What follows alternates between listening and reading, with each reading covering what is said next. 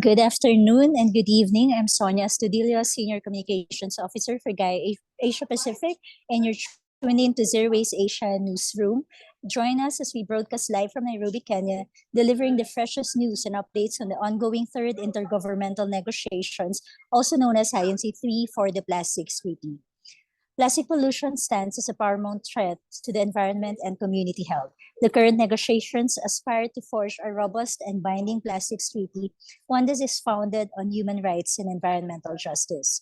To keep us abreast of the unfolding developments, we have Apita Bhagat, Plastic Policy Officer at GAIA Asia Pacific. Good afternoon, Arpita.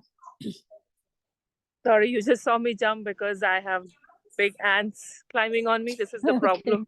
When you're in Africa, it's beautiful, but it's also full of really wild animals that we don't get to see in Asia. Yes, the big five. Okay, so we are now on the fifth day of the INC-3, and can you give us an overview of what has transpired so far? Yes. And the ants are still there. The ants are there, so I might be a little jumpy. Yeah, it has been exciting, and I cannot believe it's Friday and we just have 2 more days to go before the INC officially closes. A lot of interesting things have happened. A lot of discussions have happened on substantive elements. So it seems like we don't know if we will come out with the first draft, but we know that we will have perhaps a longer first draft, an expanded version of the zero draft, if you will, from what I've understood the discussions today. So we've had some progressive countries supporting the call for production cuts. But of course, given the nature of our work, we tend to focus on the big oil producers and other big countries who are trying to stop production. And as I was saying yesterday, without actual production cuts and controls on chemicals and polymers of concern, you don't really have a treaty making any sense. So in Asia Pacific, we have the likes of New Zealand, the Pacific Island states, Maldives, Mauritius, Fiji, and the likes, making some really, really strong statements and pushing and making a strong sort of fight against all of the oil producers and the difficult group. We have the African group being the biggest hope we have in these negotiations. Fortunately, keeping our hopes alive. And as you know, the first round of 3 sessions of discussions of contact groups have concluded yesterday. Yesterday had an extended version of contact group 1, which is the most hotly debated, where part 1 of the objective and part 2 of the substantive measures provisions are being discussed. And a lot of heated debate coming from there. In contact group, which discussed the means of implementation, we've had the second round of reading, is what we are calling it, happening today. This morning, one session concluded. One session concluded of contact group one as well. And it seems like there was a lot of back and forth on the process to go forward. Some countries going to the extent of calling out to leave a lot of room during the intersessionals. What was decided so far, as I know, especially from contact group 2 discussions, is that there will be some member states have been asked to give additions to text if they feel that their statements, their perspectives are not reflected, as well as provide any clarifications to the new text. And while we cannot talk about contact groups on what is exactly going on, you can see the reports are live from the ongoing intersessional, ongoing INC-3 on the UNEP website, and I would request my team to post the links. You can see reports from all the 3 contact groups. You can also see a big, I think about 150 odd statements from different countries making statements for contact group 1, on objectives, on polymers and chemicals of concern. on financing mechanism, and so on and so forth. So all of that, those in-session documents are available, so you can see on which country is saying what. And if you see the statement that Singapore made, for example, they've called for a full life cycle approach, starting from extraction to disposal, which was very affirmative for me to see. This morning, you can have statements from China, Japan, India, Pacific Islands, and so on in the Asia-Pacific region, Japan. And so at this point, I think it is very clear who is gunning for what. In the second half of today, we are going to go into discussing financial mechanism in contact group 2, while the contact group 1 will resume at 7. So we can imagine today is also going to be a long day till 10:30 at least, like yesterday. So a lot of momentum, a lot of tactics being seen from some countries to delay the preparation of the first draft. But a lot of, I think the co-chairs are doing fabulous job to try to accommodate all perspectives, to reflect all positions. And also, I think what's good is that there is no deletion of text happening at this stage. There is no bracketing as of now that has happened. But there is alternate text that if you refer to any of the reports, the assimilation of perspectives from contact groups in which is available on UNEP site, you will see there's no bracketing that's happened yet. All of that would happen at INC-4 in my understanding. So far, we see the text is only growing. And as it is growing, the movement folks, the experts, the leaders, all of us right now are trying to make sense of what does all of those alternative options that are being proposed actually imply in real time. And these reports have been made live pretty late last night. As you can imagine, a humongous task being undertaken by the Secretariat, the chair, all the co-chairs, to put so many things together quickly, upload them so quickly along with the member states. So right now, there is really, if we had one draft from where we began with and one synthesis report of 42 pages and I think 36 pages, now we are looking at hundreds and hundreds of pages. So essentially, the text is only growing, and it's really getting to meat of thinking about every single word. What does it mean? What does shall mean? What does must mean? What does a new dedicated fund would mean? What would a governing body do? What would be a subsidiary body's role, and so on? So a lot of meat and a lot to work around with. Sonia, back to you. Okay, Arpita, apart from the challenges of staying up late and alert in the wee hours of the night, what are the primary challenges in achieving a satisfactory first draft based on our current observations? Yeah, I believe, and everybody in the movement would tell you that the biggest task right now is to ensure the treaty truly addresses full life cycle of plastics, and not just become a downstream focused treaty which looks at waste management provision. And of course, the countries who are trying to prevent that are very small number, but they are very powerful number of countries, and there are a lot of bilateral, informal grouping that is happening to maneuver push towards a downstream treaty, and we are trying our level best to prevent that. The small island states which are the most impacted, the indigenous communities making a strong front with their positions and their statements, the waste picker groups who while their livelihoods depend on recycling, collection of waste, are standing strong that we still demand, a treaty which curbs production, which puts polymers of concern, sachets, PVCs, and all the problematic chemicals out and polymers out is basically the contention.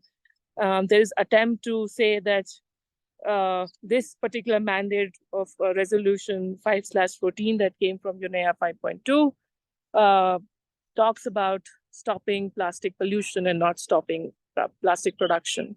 I think we are trying to make that clear. There is hopes also from reuse as a system, what that could do. I think our goal in the movement now is How do we show how reuse can be a pragmatic approach that would also provide the kind of jobs that currently is provided by the linear economy model and provide better jobs, safer jobs, healthier jobs.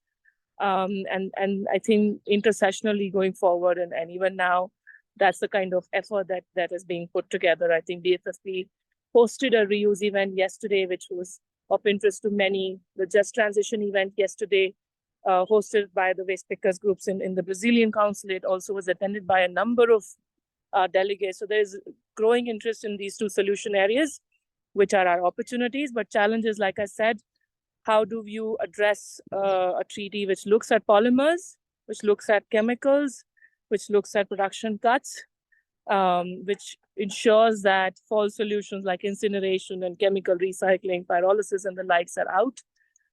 It's still difficult because there is a lot of maneuvering going on by the oil producers and other powerful countries.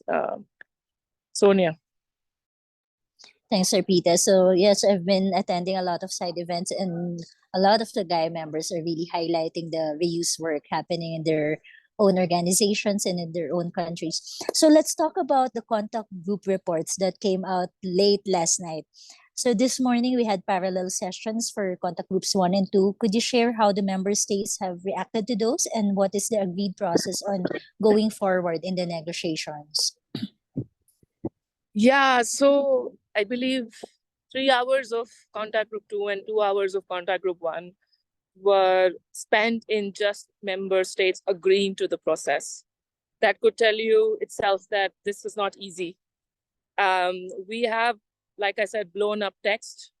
And now in contact group 2, at least, because I wasn't in contact group 1, we are going element by element and within element going by each paragraph, right? And on each paragraph, the co-chair is inviting any objections, any additions, any corrections. That means we will end up with text which is larger than the current text, the assimilated text.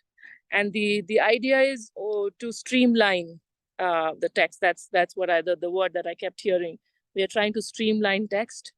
But it was also made clear in the contact group 2 at least, and I'm guessing the modality would be pretty similar in the other contact groups. They are not trying to do any deletions at this stage. They're trying to streamline text. They're trying to, I think, avoid duplication, if any, and they're trying to ensure that there is agreement. For example, in the second contact group, we discussed compliance as a beginning, and once I go, we will be discussing financial mechanism. So within compliance, what does it mean for developing states? What does it mean for SIDS? Given their different circumstances, are the kind of things that they're trying to figure out. If there needs to be a special provision made, and when we are saying developing states, what is that list? I think the mention right in the para 2 right now is 17, and one delegate called for that to be made 18. So there are very tiny nuances being looked at. And essentially right now, it's important to ensure that everyone's voices is heard. Some member states said that their submissions, official submissions, are not reflected on the website yet. So there are also those kind of technical issues that are being raised and they are being resolved. There are those countries who are trying to say that informal sessions, informal discussions, and the formal contact groups cannot go in parallel. So it's important to first assimilate, streamline text, and then go into informals, and then come back and report. And perhaps in the next INC, we sit with that text again and go through the rest of the revisions and hopefully some deletions, because otherwise we are looking at massive amount of text here. So this is the process being tested. I would say tested because with these negotiations, anybody could raise issues, and you have to revamp and relook at the modality and then start from again. So right now we're looking at growing of the text, multiplying of text, if you will. Okay. So now let's turn our attention to small island developing states. What key points do they emphasize about the zero draft, and how do they perceive it as a foundational step for further discussions? Yeah. So, I mean, we all know from the region they are the most impacted small island states. And I also heard Philippines calling, or no, sorry, not Philippines, Indonesia calling for special consideration as an archipelago is the word I believe that they were using constantly. They are basically asking for reduction cuts because they see the impacts of plastic pollution with microplastics, with the kind of um, uh, plastic waste that they see coming to their oceans, and not having the infrastructure or the capacity, the manpower, the resources to deal with it. And it's not just about dealing with that. They understand and they know for a fact that such level of overproduction is not sustainable. It's not good for anyone. While you have those countries who are saying that you need to keep producing for sustainable development and growth. We heard SDGs a lot. We heard the argument of jobs a lot. But the fact remains that Pacific Islands also hold a lot of the indigenous communities who have the solutions, who historically have always had the solution, who are seeing real damage to their health. And I can tell you that some of the people who've been witness to the storytelling by the indigenous peoples or the Pacific Islanders here have left the room in tears. That's the kind of impact that they're seeing, especially when it comes to reproductive health, when it comes to endocrine health, when it comes to um, uh, cases of cancers and so on. And I think we as people who are slightly farther away from that issue, although we are in the same region, may not be seeing that direct correlation of these impacts that they've seen. They are calling for chemical transparency and traceability. And literally, they're calling for everything that the movement wants, right? And we have been having various kinds of so-called informal bilateral discussions where the argument of development, growth, the argument of not having alternatives is coming up, or seeing bio-based plastics as an alternative being coming up. I think the whole agenda that's there for the petchem dependent economies is to continue to invest in those, even at the cost of the well-being of their people, while claiming that this is important so that our GDP continues to grow to feed our people, which we know in principle is wrong, is unfair, is unjustified. And coming from India, I can tell you that the rates of unemployment is very, very high. And if we were so well off with petchem investments, and we keep doing that petchem investments, why do we still have that kind of unemployment? Why do we have that kind of health disease burden in our country? I think those are the kind of things that are difficult to talk about, because chemicals like endocrine disruptors are in so many different products that showing that direct interrelationship with plastics is kind of it's not obvious. But if you know even a little bit of science, and I'm so grateful we have independent scientists from the Scientist Coalition and many other faces here who can speak to it. And I think this particular INC for me, and even the plastic summit that we had last month, was a reminder and was sort of a reaffirming of the fact that there is really a need of an independent, conflict-free science body to be formally set up as a subsidiary body under this particular treaty. And that is something, and I'm glad to report that's something that almost all countries have agreed and kind of are supportive of, except the few that I would not like to name.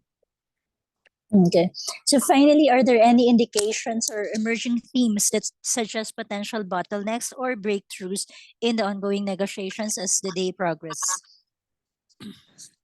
I feel like we've had a reasonably good flow of discussions on substantive issues compared to INC-2 in Paris.